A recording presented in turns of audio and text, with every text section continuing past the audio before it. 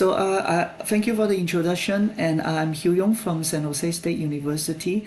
Today, I will talk about the electrical circuit and qubit interaction in superconducting qubit. The main purpose is not really about superconducting qubit. It's just to share with you how an electrical engineer can play a critical role in quantum computing. So I will first very quickly introduce my school and also my lab again. And I assume that some of you might not have the quantum computing basics, so I still want to talk about some of the basic concepts so you can appreciate why we will do something related to those basic concepts in the quantum computing architecture. And then I will talk about how the electrical circuits interact with superconducting qubit in a superconducting quantum computer and its design and also HFSS simulation. You see, this is a very profound topic, so it's almost impossible to cover it within 1 hour. But however, I would like, hopefully this will arouse your interest and that can make you spend more time in the future to study. But finally, as just mentioned, I do have 2 books, Introduction to Quantum Computing, which is mostly based about the algorithm, and then quantum computing architecture, in which I cover the spin qubit and also the superconducting qubit. But the main purpose is to show how they interact with a classical world. And you should be able to download them for free if your institution has a free subscription to Springer link, which probably is the case in many universities. Okay, that's all for my advertisement. Thanks for listening. And now I would like to talk about the basics of quantum computing by assuming that you don't have the background. I think you know very well in classical computing, we need to represent the information of 0 and 1, they are binary. So it is pretty easy to represent. You can use head and tail, happy and smile, or happy and sad, or most practically, we have been using the transistor on and off to represent the state of the information. In quantum computing, if you only work in something called basis state, just like in the 3D space, you have the basis state of X hat, Y hat, Z hat. If you only work in the basis state, you also only have this 0 and 1 state. Although we write it in the Dirac bracket notation, but that is fine if you don't understand. After all, it's just talking about the state. So in principle, I can represent it by head and tail, happy and sad, and transistor with on and off. There's no difference between classical and quantum computer if you limit it to the basis state. But quantum computer is special because we are allowed to compute in the so-called superposition state. It is like we have 0 and 1 state. It can be in another state, which is a linear superposition of 0 and 1, and is scaled by the prefactor alpha and beta, which are complex number. An analogy people would like to give is just like a spinning coin on the table. You don't know whether it's head or tail. It's just like we can say it is in a superposition of head and tail. Of course, this is just an analogy. We cannot use this for quantum computing. But I hope you can appreciate that the superposition of state is what makes quantum computer so special. If it's so special, then it would be great if we know what is alpha and beta. But unfortunately, think about the spinning coin. If I want to know its state, what will you do? You need to stop it. That is a measurement. Then the coin will collapse to either head or tail. It's just like a state, a quantum state, which is alpha 0 plus beta 1. If we do the measurement, it will collapse to 0 or 1. We can never measure alpha and beta. This collapse process is completely random. And the probability you will collapse to 0 is proportional to the square of the magnitude of the corresponding coefficient. So from here you see that quantum computing has a lot of information contained in this alpha and beta, but we cannot get it easily. So that is another property of quantum computing.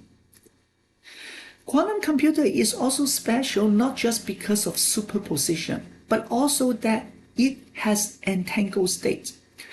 We won't go too deep, but basically entanglement means that if I have two states, I won't be able to factorize it. Let's look at an unentangled state first. So earlier I talked about the basis state, which was just one qubit. Here I'm showing two qubits. And by analogy, you probably can figure out this is just like head, tail, head. You have two bits, just like two bits in your classical register. But its quantum computing analogy is that the basis state will also be head, tail, head, and tail. So or 0, 0, 0, 1, 1, 0, and 1, 1. So I have four basis states. Again, I can have a state that is a superposition of these four basis states. Now, in this particular state, if you try to factorize it like what you do in elementary algebra, you can factorize it into 0 plus 1 times 0 minus 1. This is something called tensor products. We don't need to understand this now because that is not purpose of this lecture. But this tensor product tells us that if I can describe electron 1 and then electron 2 individually, I basically obtain all the information of the total system. So this state is an unentangled state. However, there are some states, for example, this one, 0, 0 plus 1, 1. No matter how you transform the coordinate, you won't be able to factorize it. This is one of the special case called the Bell state. But the important thing is that I cannot describe this combined system by individually describing two electrons. So there's a theory. If you try to do simulation for a quantum computer, you can do it easily using classical computer to simulate the unentangled state. But you cannot do it efficiently for the entangled state. And that's why quantum computing is so special. It has superposition and it has entanglement. And that is what makes it faster than classical computer. So we understand the basic property of quantum computing. We definitely need to understand what are the gates that we use to do the computation. First, we will see it from a very high level. Basically, a state is just like is a hypercubic space. At the beginning, I say that the basis state just like the x hat, y hat, z hat in our 3D space. But in reality, for the quantum computing, it is not in the 3D space. It is in a space we cannot see because it's complex, right? But we can imagine that it is a space, although we cannot see, but it's still a space. We call it hyperspace. Every state is in the space. For one qubit, we can map it to something called broad sphere. Every point on this broad sphere is a state. So what is quantum computing? It is nothing but just to rotate the states on the broad sphere. So very often, we use laser or microwave pulse to change the state of a qubit. Now, and then this is a quantum gate by itself already.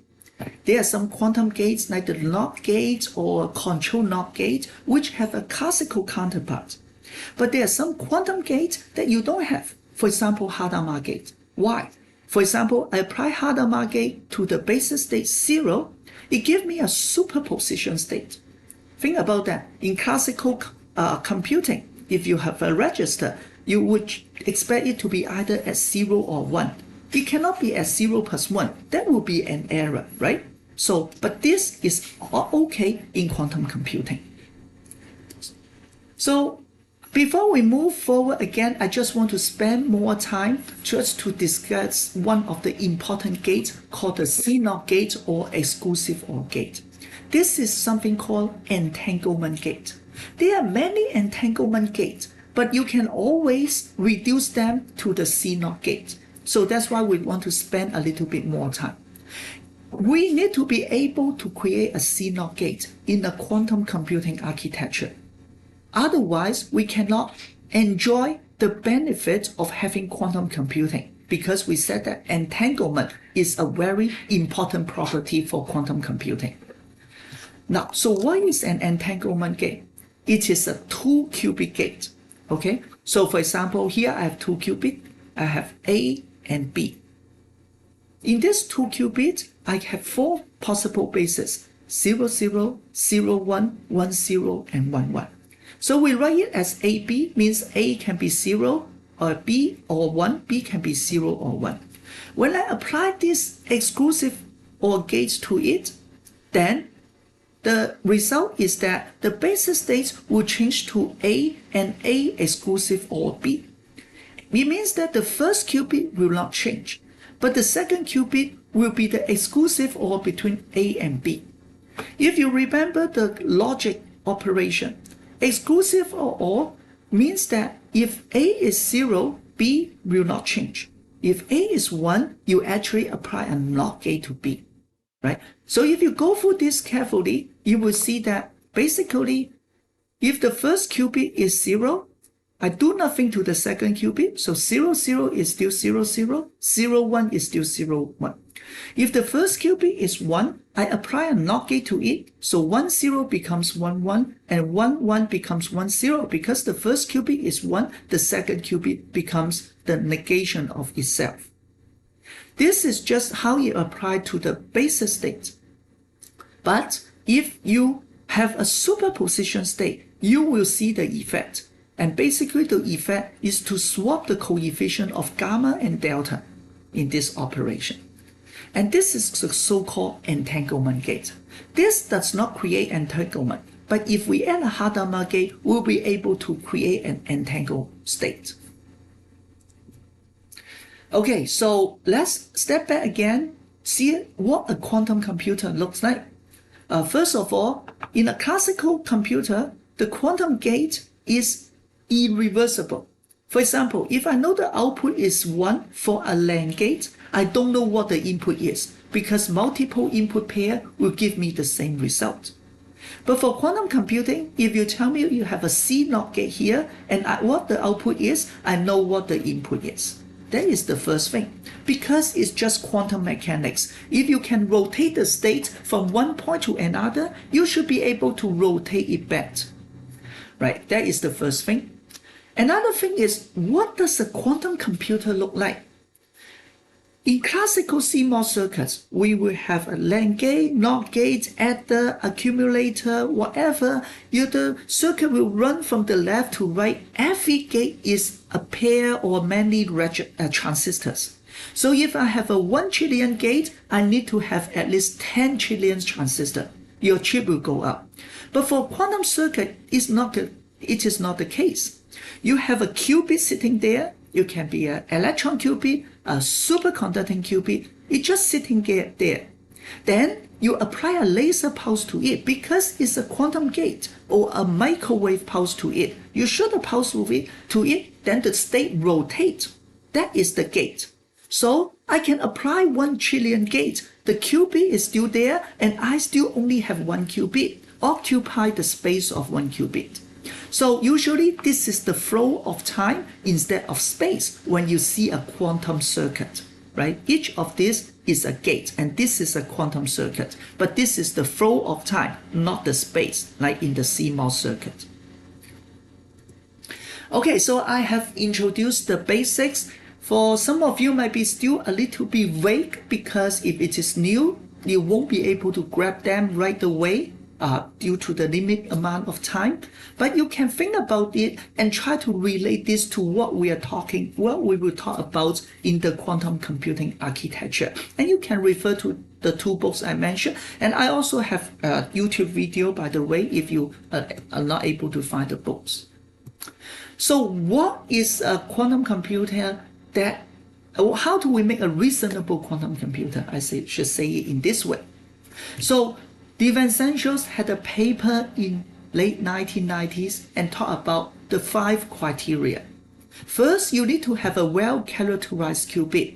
We already just said that we have 2 basis states, 0 and 1, and use them to form the superposition. So of course, I need to have 2 levels. But what if we have more levels? that might be a problem. We will discuss this later. Second, you should be able to initialize them with high fidelity quickly. Why? That is because in many quantum computing algorithms, we need to keep reinitializing the circuit after some measurement, or just the nature of the quantum algorithm, we need to keep reinitializing the qubit. So if the initialization process, let's say, take 100 seconds, and you have 1 trillion operation. Remember the quantum gate, right? Among them may be 1 million initialization. Your quantum computer will be very slow already, right? So initialization is important. Of course, this is a quantum object. You want to make sure that it has a long decoherence time. Means that it doesn't lose its information quickly. So that between them, we can apply many gates to do the operation. This is also important if you have a quantum error correction, because if it is not long enough, you will need a lot of resources, or even based on the threshold theorem, you won't be able to do quantum error correction. Fourth point is that you need to have a universal set of quantum gates. You don't want to make quantum gates for every gate. This is just like CMOS. You can decompose any circuits into a NOT gate and a OR gate, right? Or just a LAND gate or just a NOR gate. They can form any logics. Similarly, there's a theory that if you can form arbitrary 1 qubit gate plus 1 entanglement gate, then in principle, you can at least approximate any number of qubit of circuits and any quantum gate by using this set of universal quantum gate. Finally, you should be able to do the measurement easily. We just talked about measurement is basically the collapse of the wave function to 0 and 1. So we want to selectively measure the qubit. If you come up with a quantum computer and you say that whenever I do the measurement, all the qubit need to get collapsed, then it won't be a useful quantum computer. I would like to be able to selectively measure one of them. Okay, so 5 criteria. And there's a dilemma actually. If you have a long decoherence time, usually you have a long gate time. It's not difficult to understand. A long decoherence time means you don't interact with the outside world easily. If I don't interact with the outside world, I keep my states for a long time. But what is a gate again? It's a laser pulse and microwave pulse. It means you need to interact with something. And so usually if you are very arrogant, you don't interact with the outside world, it means that you will be difficult to interact with the microwave pulse and the laser pulse also, right? So when you compare quantum computing architecture, you may see some like photonic qubit might have very long decoherence time, but it also may have a long gate times. So you should find the ratio between the coherence time and the gate time to have a fairer comparison. Okay, I spent a lot of time on this slide, but I think these are the critical points I hope you will be aware of and keep tracking in the future. So we have talked about what are the criteria, then what does a quantum computer look like? As I said, you have some very passive qubit. Yeah, for some architecture, the qubit may be moving like the trapped ion or even the photonic qubit. But let's just imagine that they sit on the chip, right? They are not moving. They're boring, passive. They contain the state. We will apply microwave pulse. We apply the pulse corresponding to 1 qubit, 2 qubit gate. And we also apply the pulse to read out their state. That means we need to generate the right frequency, shape, amplitude, phase, time, and duration. These are all electrical engineering. Later, you will have more, relate more to this when you see the superconducting quantum computer. And of course, we need to have a universal set of quantum gates. I won't go into detail, but basically, these are 2 possible sets. This set refers to the rotations about the axis of the broad sphere. If you can do arbitrary rotation, these are the 1 qubit gates that is sufficient to implement the set. and then you have a control NOT gate. This whole set can implement any quantum computers. Any quantum circuits or logic gate, right? This set is other quantum gates. These are 1 qubit gate plus 2 qubit gate. Okay, so we talk about decoherence. I want to go deeper again. I said that we need to have a well-separated two-level system. But what is the separation between them? Unfortunately, for the system we have so far, they have a very tiny separation. They are only in the order of 20 micro EV. So that is very small. It corresponds to about 200 millikelvin of thermal energy. Why we do that? Because this corresponds to a frequency h bar omega of about 5 to 10 gigahertz. And that is what we can do well in electrical engineering, isn't that? We can do microwave very well at 10 gigahertz or other modulation, right? So this is the level of the qubit separation.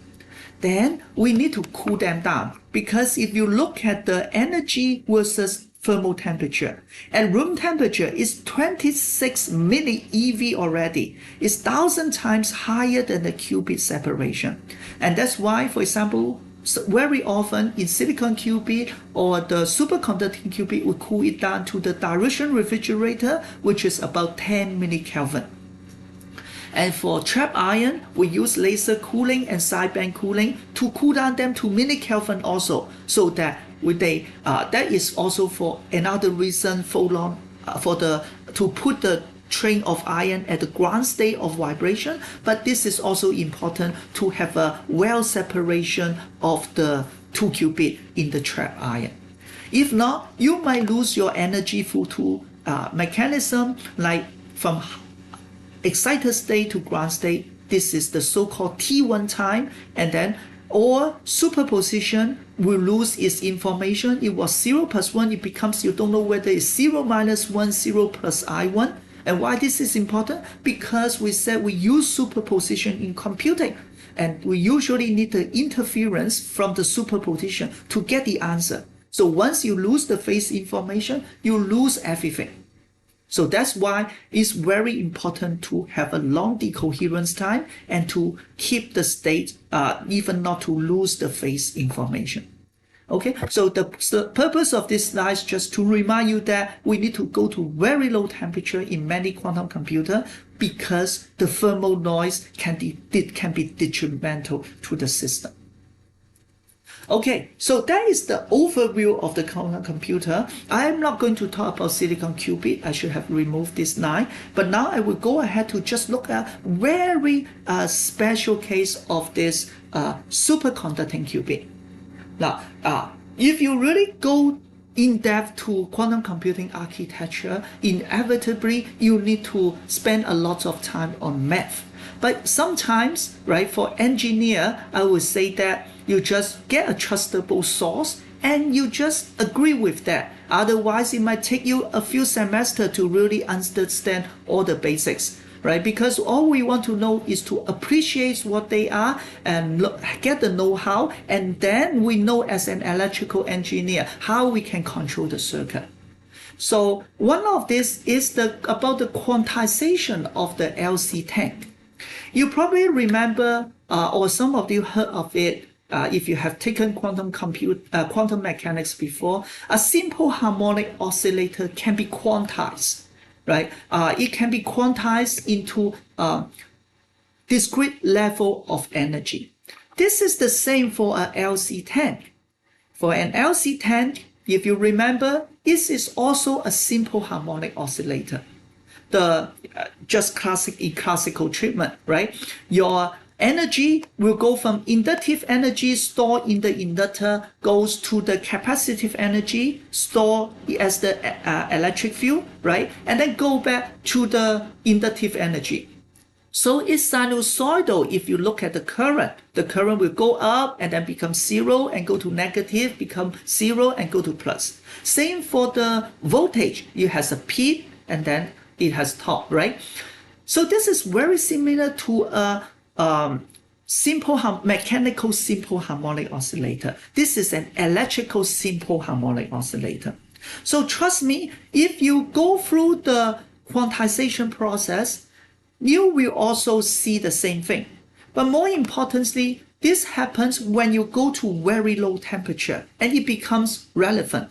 When it is a very low temperature, you can imagine you can only have 1 unit of energy. And by the way, this is a resonance circuit. Only one frequency can exist, the resonance frequency. That frequency, which is h bar omega, corresponds to a package of energy, or you can call it photon. Now, you may get confused. What? We are talking about microwave circuit, and now you're talking about light? No. Photon, in general, is just any electromagnetic wave. Yeah? What we can see, a short wavelength, 500 nanometer, for example. They are not microwave, but they are photon one by one. But microwave is also electromagnetic wave. So that's why very often we talk about photon in the quantized circuit. So you can imagine when we go to very low temperature, we will talk about whether we have 0 or 1 photon in this tank. Okay, and that is the quantization of LC tank. You have a 0 photon, you have h bar omega 0 times 1/2. That is due to the nature of quantum mechanics. You have some ground state energy. You have 1 photon, then you have 1 plus 1/2 times h bar omega.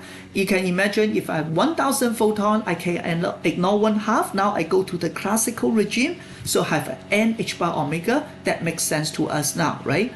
More photon, I have more energy. Anyway, the final thing we got is that if I quantize circuits, I do have discrete level of energy in this circuit, just like what we had in simple mechanical oscillator. But in simple mechanical oscillator, we have the so-called momentum and position in this energy diagram. But here we have the so-called generalized momentum, which is the charge stored in the capacitor, and the generalized position, which is the flux stored in the inductor. Okay, and so they will go back and forth, and then so this is probably going to YouTube, try to as size as possible. Okay, YouTube online. Okay, sorry, I have some problem with my mute. But what is the problem here? The problem is that you see that I have multiple levels. And from 0 to 1, the energy is same as from 1 to 0. Okay, so remember what is a quantum gate? It is a laser pulse or a microwave pulse. So if I apply a pulse to 0 state, it will bring me to the 1 state. If I further apply a pulse to the 1 state, it might not go back to the 0 state. You might go to the 2 state. Then that is a problem. Because we say that we need to have a well-defined 2-level system. Now it will bring me outside of this 2 level. Then it won't be a good quantum computer also already. So message is here. I showed that to form a qubit, to store a qubit is very easy by just using an LC tank. But however, this one is not a good quantum computer. But we can continue to work on that. Because what we see there is the reason we have equal spacing is because we have a parabolic potential. Or it's due to the linear nature of this inductor. If we are able to create a non-linear inductor, then we might be able to solve this problem. Okay, so before that, let me just digress a little bit to talk about the superconducting, because we need to introduce something called Josephson junction. If we cool down the metal, eventually the electron will pair together and they become a Qubit pair. I won't spend time to discuss why or even intuitively, but the point is that now they become a spin zero ensemble or particle. Then they are no longer fermion, they are boson. Boson are just light, just like the light or photon. In photon, we can create laser because all the photons have exactly the same state, same phase, same wavelength, same direction. they run coherently like a marching army. When we cool down the metal to superconducting, they form Cooper pairs, and this Cooper pair also have exactly the same state, so they become a macroscopic quantum object. They have the same phase, and that's why we can describe them with an ensemble wave function. So what's so special? So there's something called Josephson junction. Look at this. This is just a metal, insulator metal. So this is just what? A capacitor. So when we cool it down to very low temperature, aluminum becomes superconductor. It's still a capacitor, but the superconductor is superconducting. Then it has some special property. This is superconducting. So it becomes, all the electrons become Cooper pairs. So I can describe this state, this metal by this wave function with a phase, because it's a macroscopic quantum object. Similarly, I can describe the bottom metal with another phase, phi b, right? This is a cross section. You see this aluminum, oxide, aluminum. And this is thin enough, so these two quantum objects will talk to each other and link to each other through tunneling. And we have the Josephson junction equation. We won't go into detail because of time. But these two equations bring us something very important.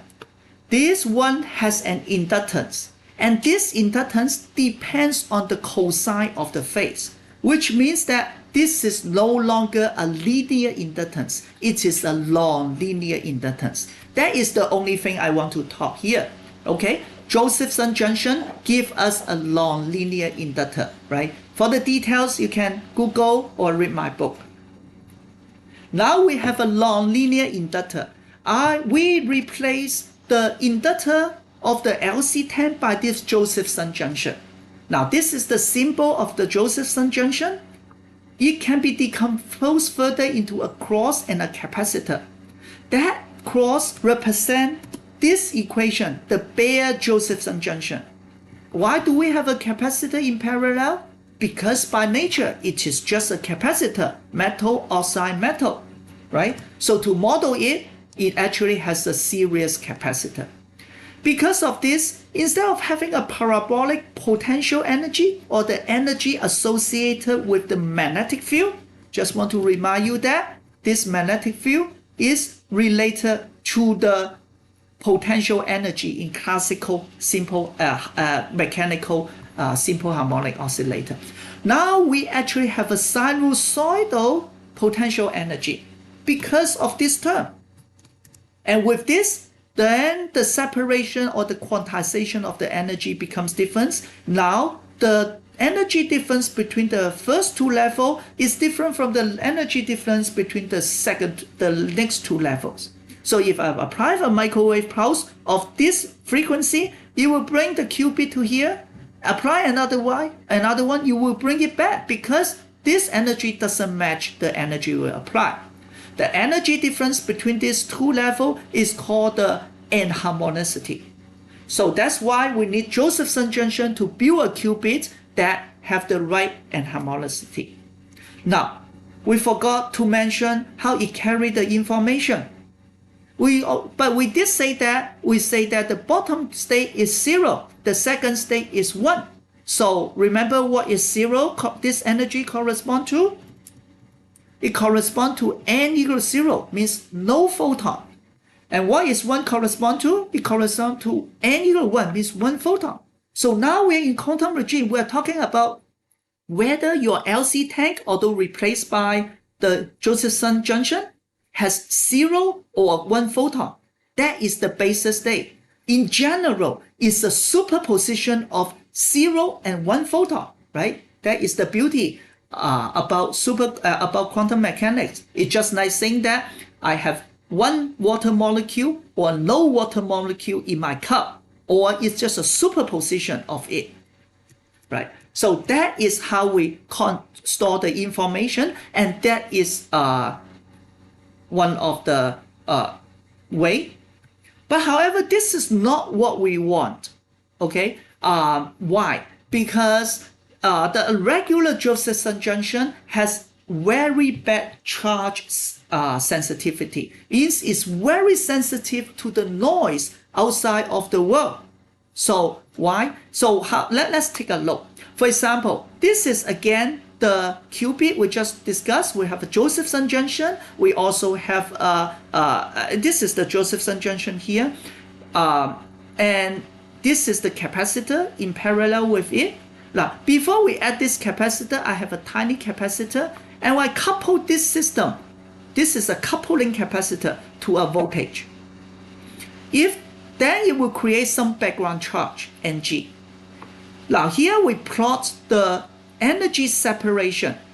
I normalize the ground state, and this is the first excited state, so this is E10. You see that when there's no background charge, the energy separation between 0 and 1 is this much. And when there is an energy background charge of 0.5, the separation is this much. Then it means the qubit energy change a lot. And basically, it means that your gate pulse is not going to work in that sense, right? Because now you change the energy separation. If you have a noise due to the environment, you cannot stop your Josephson junction, your qubit from coupling to the environment because capacitance is everywhere, right? So that is not good. Okay, and this is the charge qubit that we have been talking about, talking before, and that's a problem. But what can we do? So people come up with something called transmon qubit. You add a large capacitors here in parallel, a shunt capacitor. We already shown this here, but we assume this is small or this is just a general case. But when we really talk about transmon qubit, you need to have a capacitor in parallel and it need to be large enough. With this, now you see that when I have a large enough capacitor, so my capacitive energy is smaller than the inductive energy. Now I becomes insensitive to the background charge. And this is what Google, IBM have been using in their quantum computer, which is the transmon qubit. Okay, so we spent quite a lot of time to talk about the basics of two-level. Now we need to fulfill other criteria. How about the single qubit gate? Again, there are lots of physics, and we won't go into details, right? I only show you a few how it works. First of all, we talk about the Bloch sphere. I mentioned that every state of every single qubit state can be mapped to the Bloch sphere. And a quantum gate then, of course, is just to rotate the qubit on the Bloch sphere because a computation is to move from one state to another state. So it's the rotation on the Bloch sphere. Now, in order to rotate it, turn out that you can use Euler decomposition. For any rotation, you can rotate it about this z-axis, and then y-axis, and then z-axis again. You just rotate it 3 times. You can also rotate about x and y, okay? Let's imagine I come from San Francisco to New Delhi. I can take the shortest flight, but I also can just move to through the latitude and longitude 2 times to go from San Francisco to New Delhi, right? So it's easy to understand. So that's why any rotation we can decompose in these 3 rotations. And we won't go into the math. I only want to point out one thing. This rotation, you get the rotation matrix because we have a Hamiltonian, a physics, right? An energy landscape proportional to something called sigma x, sigma y, sigma z. We did not discuss this. This is something called Pauli matrix. And in physics, if you try to calculate the Hamiltonian, when you calculate the interaction between the microwave pulse and the qubit, you hope that hopefully we can get a term of sigma x, sigma y, sigma z. If I can get that, then it means I will be able to rotate about this axis. That's the first thing. So how do we do that? Again, this is the transmon qubit. This is the Josephson junction. This is the shunt capacitor. We couple it to a pulse. To a voltage source. Now this is completely classical, right? You generate a voltage source with an envelope function, S of t, at a certain frequency. If you go through the math, you find that the Hamiltonian has a sigma z term. It also has an omega r and sigma y. And we just said that if you get a sigma y term, you will be able to rotate about the y-axis. If you have sigma c, you will be able to rotate about the z-axis.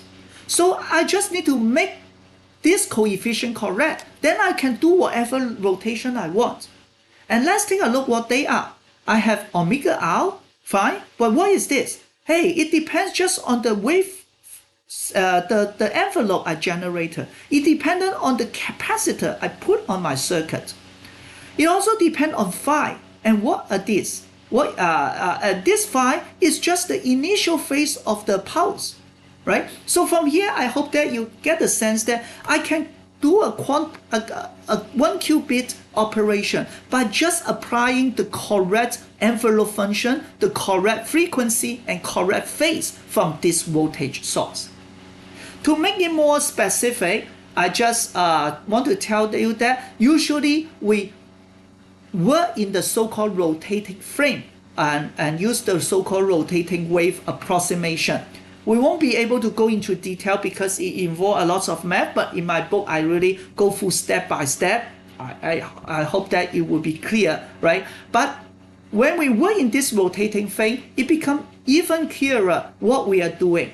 The Hamiltonian becomes a constant times sigma x, a constant q times sigma y. And these are so-called in-phase and quadrature components. And what are they? They are cosine phi and sine phi. Again, I control how much it rotates about x and about y by changing the phase of my electrical signal. And that's how we achieve 1 qubit gate. You can imagine 2 qubit gates will be more complicated. And again, we won't go into details for the math. But how do we achieve 2 qubit gates? We have 2 qubits, Josephson junction shunt capacitor. So this is 1 qubit. It has its own resonant frequency. This one has its own resonant frequency. They couple through a capacitor. They have different resonant frequency. They don't talk to each other. They don't affect each other. However, when I want to make them to talk to each other, I apply a flux through this so-called flux tunable transmon qubit.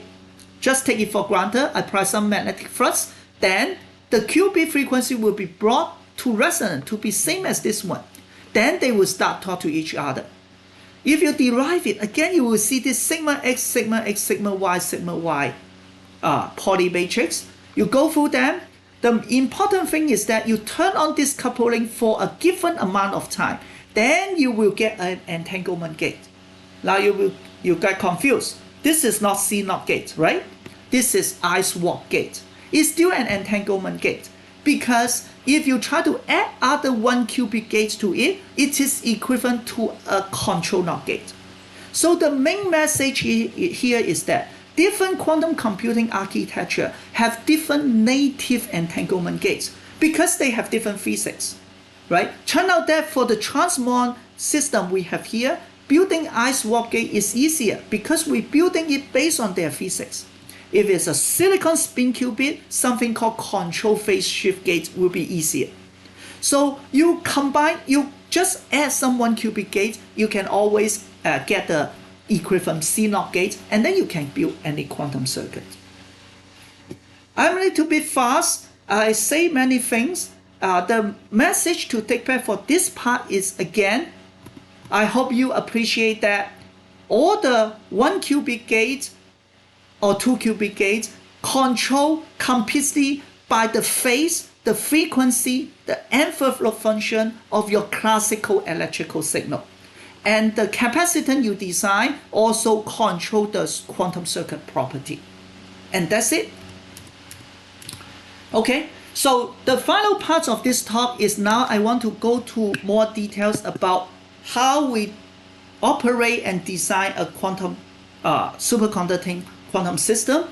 So now I hope you can appreciate this talk is FPGA, Python programming, arbitrary waveform generator. All of you have or going to take this class in your degree, right? High-speed electronics, digital signal processing, what else? Like error programming, microwave circuit. You create the pulse you want, you go through the mixer and local oscillator to bring it to high frequency. Then you go through attenuator because you are at room temperature. We cannot bring this at low temperature. You don't want to bring the thermal noise to the bottom. And this will then go to a resonator which couple with the qubit, and then it interact with the qubit either as a 1 qubit pulse, 1 qubit gate or 2 qubit gate, or we might want to read it, try to measure the transmission pulse, then we go through the amplification, do the down conversion, analyze the signal, and then we know what the state is, and that is everything about a quantum computer.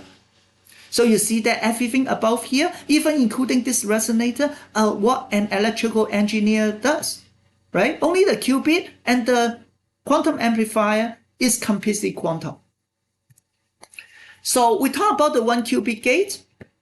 Don't need worry about the equation, but I mentioned to you that we need to generate the correct I and Q, right? And generate the correct signal. So what we do is just use an arbitrary waveform generator in the megahertz regime. We generate this pulse.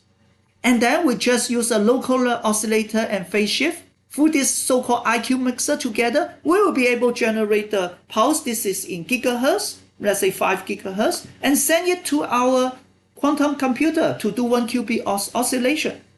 So any of you who have taken microwave pulse doesn't need to understand quantum computer to understand this circuit, and you're ready to serve as long as you understand how you interact with the qubit. How do we do the readout? How do we read out the circuit? So usually we will couple a resonator to a qubit. So how does it do? So if we shoot a microwave pulse from the left, it won't go through unless your frequency is at the resonance frequency, right? Now, so you will expect a dip or you expect a peak, right, at the output if your frequency is at the resonance. Now, if you couple the qubit to the resonance, there's something called cross-cut. The qubit state, whether it's 0 or 1, is going to change the resonant frequency of the resonator. And that is how you detect the state of the qubit. For example, here I plot the transmission S21 means from here to here. As I said earlier, if you are not at the resonant frequency, you have a very small S21. When you are at a resonant frequency, you get a peak. Now, because of the cross-cut, when your qubit is at excited state, let's say 1, your resonance frequency shift to the left. When it is 1 state, let's say 0, it shift to the right. So by measuring its resonant frequency, I will know whether the qubit is at 0 or 1. But you cannot just measure its magnitude, because you see that if I just measure the magnitude at the resonant frequency, they both give me the same answer. Rather, we will measure the phase. For example, here we show the imaginary and the real part at this point, and you will see that if it is a ground state, I will get a positive number for the real part. I actually forgot which one is which, right? And then I will get a negative number if it is one state. But anyway, real divided by imaginary give you the phase, right? The message is that I'm going to measure the phase of the transmitted pulse. Again, purely microwave engineering. So I can plot it here, right? I plot in the the complex plane. I get a negative real part. Then I know it's 1 state, excited state, or if I get a positive, it's ground state. Usually we'll transform it so it becomes something called IQ plane in phase and quadrature, right? But it is not a point, it is actually a block because of the noise. And that's why we need to design our circuits so that they have enough separation. If there's no enough separation, when you measure a point you got at here, then you don't know whether it is ground or excited state. If you get here, you don't know either, because we assume that whenever we get positive, it is excited. Whenever we got negative, it is ground. You can have a demodulation circuit. Here I just show you the math. It's just like what we did for IQ mixer earlier, right? We also need to ensure that we have the right amplification. And by using Fick's law, the important thing is that we need to have a small noise to signal a small noise figure at the first amplification train. That's why we use something called a quantum amplifier. The quantum amplifier add the least noise to the circuit. Okay, and then after that you can have amplification at 4 Kelvin by using ham, and then further in the room temperature. Okay, I think I'm running out of time, but still just 2 more minutes just to say, then how do we design the circuit? Now you see that if I don't say that this is a quantum circuit, probably this is the same circuit you design in your microwave class. Right, this is it will be done by HFS to do the simulation. This is a FIT9 coplanar waveguide. We try to read the qubit, so we shoot a pulse here, and they are connected to resonator. This resonator is coupled to the qubit, right? So based on the state of the qubit, then it will change the resonance frequency. You see a 2 big plane, probably you understand already. This is just a capacitor, and then it's shunt with the qubit here, so it becomes a transmon qubit, right? And then you have this 1 qubit gate that is coupled to the capacitor. Then you can do some tuning. That you can do the 1 qubit gate, right? And this is the layout. If you cut here, you see that these are just high resistive silicon substrate with niobium here, with this gap, etc. And so you need to design the energy in the right way, right? I won't go into details, but again, you see all these criteria depends on the capacitance, on the critical current, which is the Josephson junction critical current, before which it becomes long superconductive, but this is related to the thickness and the material or the area of your Josephson junction, actually the area, right, etc. So these are all circuit design parameters to design how your circuit will operate. And this is the FIT9, how you design the resonator. It's just a lambda/4 quarter wavelength resonator, right? And then you do HFS simulation to make sure the eigenmode, they are right at the right qubit, right frequency. You see the qubit frequency is different from the resonator frequency, right? And eventually do something called energy participation ratio simulation to understand the cross curve I just mentioned, how much it changed the resonance frequency. You can refer to this paper, right? I do have some resources. You can go to my YouTube channel and tell you how to do a quantum chip simulation using HFSS. Okay, and that's all for my presentation. Please let me know if you have any questions.